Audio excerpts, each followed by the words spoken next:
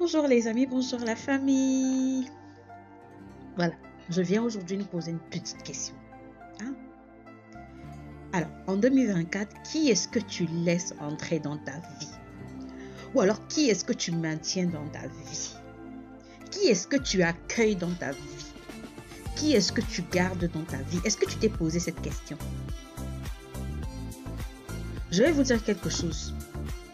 Je sais pas, j'y ai pensé hier dans la nuit parce que moi, je me suis levée, j'ai constaté que sur ma page, j'avais plus de la moitié de personnes que je suivais qui ne me suivent pas. Et je me suis dit, mais pourquoi? Je suis nouvelle sur TikTok. Si je t'envoie une invitation, c'est parce que je veux qu'on puisse collaborer. Si tu ne me suis pas, bah, je trouve pas trop de raison de te suivre, non? Sauf si je sais que je peux gagner quelque chose en te suivant. Donc, je me suis rendu compte que je m'étais mise à envoyer des invitations comme ça parce que moi, j'étais nouvelle. Et puis, il y avait plein de suggestions que TikTok m'envoie. Et moi, j'envoie des invitations. En fait, je follow. Et là, ça m'a fait tic. Mais attends, toutes les personnes que tu follow là, pourquoi ils ne te follow pas bas? Bah, j'avais la réponse. La réponse était toute simple. C'est qu'ils n'ont pas d'intérêt à me suivre. D'accord. Comme je disais tantôt, si quelqu'un n'a pas d'intérêt à te suivre, en fait, je prends l'exemple de TikTok juste pour vous dire que c'est un peu pareil dans la vie normale, quoi. Sur TikTok, c'est pas des gens qu'on connaît forcément, c'est des gens comme ça. Bon, ok, on fait ce qu'on fait sur TikTok, mais après, quand même, il y a des petits trucs comme ça qui te font du hic et tu te dis, mais attends, dans ma vie en 2024, il y a forcément des personnes qui sont là comme ça. C'est-à-dire que moi, je leur donne mon tout, je me démerde parce que je veux bien je veux peut-être être appréciée, je veux qu'ils m'aiment bien, je veux. J'attends un minimum de considération de leur part, mais je ne reçois rien en retour. Écoute, mon frère, ma soeur, si tu as encore de ce genre de relation dans ta vie, écoute, il est temps de faire le ménage. Il faut cut off, comme on dit en anglais là. C'est-à-dire il faut balayer la cour. Il faut balayer la cour, chers amis. Je vous explique ça très simple.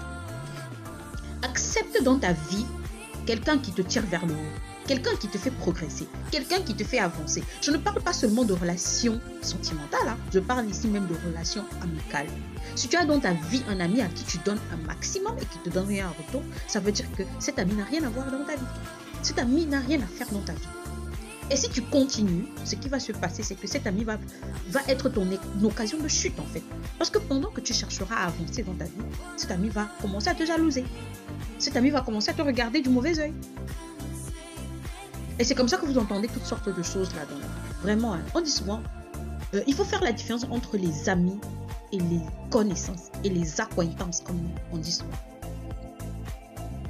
Mais il y a aussi ceux-là qui savent très bien jouer à leur film, hein, qui se font passer pour vos amis, mais alors qu'ils sont des loups qui sont prêts à vous dévorer, comme quelqu'un le dit souvent.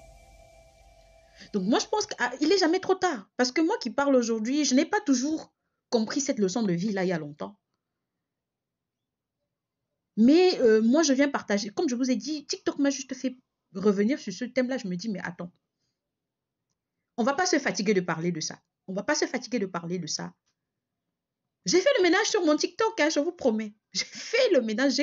J'ai unfollow parce que la moitié des personnes que je suivais, parce que je trouvais que cette personne ne m'apporte rien. Moi, je suis sur TikTok pour des raisons que je connais. Et j'espère que quelqu'un va gagner quelque chose de ma présence sur TikTok. Et si je ne veux pas non plus m'encombrer de personnes que je suis, follow, ça veut dire suivre.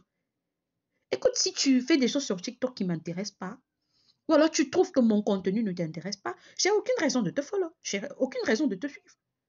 Sauf si j'ai un intérêt, sauf si tu es une superstar, entre guillemets, et que je sais que j'ai un intérêt à écouter tes vidéos, à regarder tes vidéos. Oui, je peux te suivre même si tu ne me suis pas, parce que je sais que je gagne. En t'écoutant, je peux bâtir mon présent, je peux bâtir mon futur, je peux bâtir ma pensée, je peux bâtir mon mindset en quelque sorte. Mais si ce n'est pas le cas, mais je ne vais pas te suivre. Je ne vais pas te suivre pour que tu fasses des superstars et que tu ne me retournes même pas ce que je te donne. Et maintenant, pour être sérieux dans ma vie privée, dans ma vie personnelle, je fais le même ménage. C'est pas que je vais me séparer des gens avec la haine, des disputes.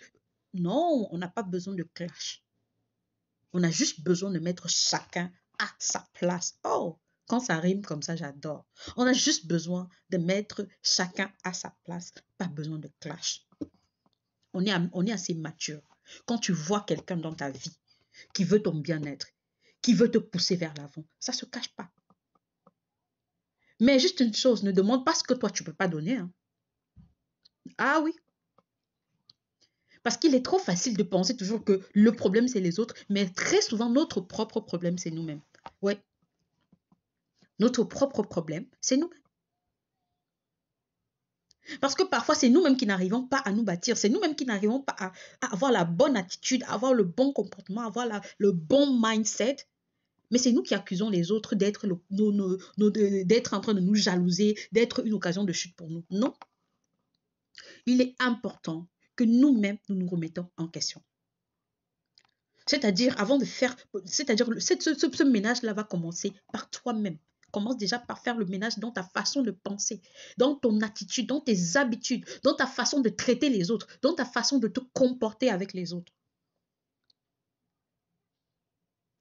Comment est-ce que tu te comportes quand tu te rends compte que tu as offensé quelqu'un?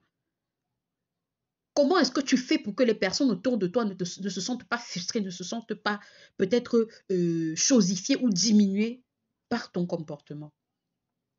C'est vrai que tu ne peux pas avoir un contrôle total de ça. Mais tu dois avoir un minimum de contrôle. Donc, c'est d'abord toi. Et comment est-ce que tu te vois, toi?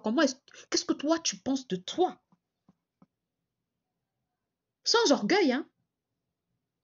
Je ne parle pas ici des personnes qui sont imbues d'elles-mêmes ou quoi que ce soit. Mais il est question d'abord de se regarder soi-même, de faire un ménage interne et ensuite de regarder autour de soi. Est-ce que les personnes qui nous entourent épousent notre vision de la vie? Est-ce que les personnes qui nous entourent contribuent à notre vision? Contribuent à l'accomplissement de nos ambitions? Ou alors est-ce que ces personnes sont un peu comme des cailloux dans nos chaussures? Et je vais vous étonner en vous disant que même dans le milieu familial, ces personnes existent. Hein. C'est-à-dire que ton sang, ta chair, oui, ça existe. Ton frère, ta soeur, ta cousine, ton neveu, ton enfant. Il y a plein de personnes autour de nous qui ne nous aident pas à se bâtir. C'est vrai, il y a des personnes dont on ne peut pas se défaire, mais on peut encore leur donner la place qu'elles méritent. C'est-à-dire que c'est ta famille, c'est ton frère, c'est ta soeur que à qui tu peux pas juste tourner le dos. Ok. Mais rassure-toi que cette personne est à une place où elle ne peut pas te nuire, où elle ne peut pas t'empêcher de te bâtir mentalement, de te bâtir financièrement, de te bâtir matériellement, mais surtout, de te bâtir émotionnellement. Parce que oui, notre santé émotionnelle est très, très importante. C'est la santé émotionnelle qui impacte la santé mentale. Quand vous voyez les gens qui deviennent fous là-dehors parfois, c'est des personnes auxquelles elles se sont accrochées. C'est des personnes à qui elles ont tout donné, qui font d'elles ce qu'elles deviennent par la suite. Tu te retrouves à être que l'ombre de toi-même, tu ne comprends pas ce qui t'arrive. Faisons attention aux personnes que nous laissons dans notre vie. Même si la personne a été dans ta vie pendant 20 ans, 30 ans, tu as encore le choix. De la même façon que tu as le choix de laisser une nouvelle personne entrer dans ta vie, tu as le choix de mieux classer, de mieux ranger celles qui sont déjà dans ta vie. Que chacun soit à une place. Soit elle va te bâtir, soit elle ne va pas te nuire. C'est bien de ça qu'il s'agit.